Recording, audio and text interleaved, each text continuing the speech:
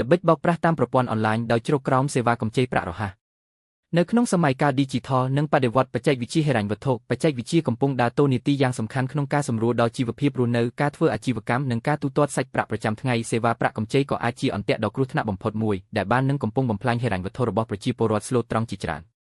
ខាងក្រោមនេះគឺជាការលាតត្រដាងលម្អិតអំពីល្បិច3ជំហានដែលជនច្បោកតែងតែប្រើប្រាស់ដើម្បីជំរិតទារប្រាក់ពីជនរងគ្រោះជំហានទី1នុយដំបូងនឹងការទាមទារថ្លៃសេវាមុនការបោកប្រាស់តែងតែចាប់ផ្ដើមឡើងនៅពេលដែលអ្នកជួបវិបត្តិហិរញ្ញវត្ថុឬមានតម្រូវការសាច់ប្រាក់បន្ទាន់ជំហានទី2ល្បិចបន្ថែមថ្លៃរត់ការឯកសារនិងធានារ៉ាប់រង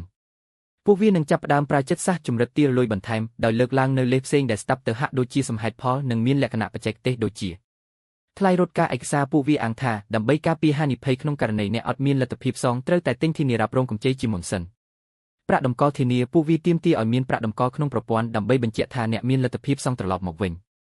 ហើយអ្វីបានជាជនរងគ្រោះងាយធ្លាក់ក្នុងអន្ទាក់នេះតាមការសិក្សាផ្នែកចិត្តសាស្ត្រជនច្បោកជោគជ័យដោយសារតែកត្តាពីរយ៉ាង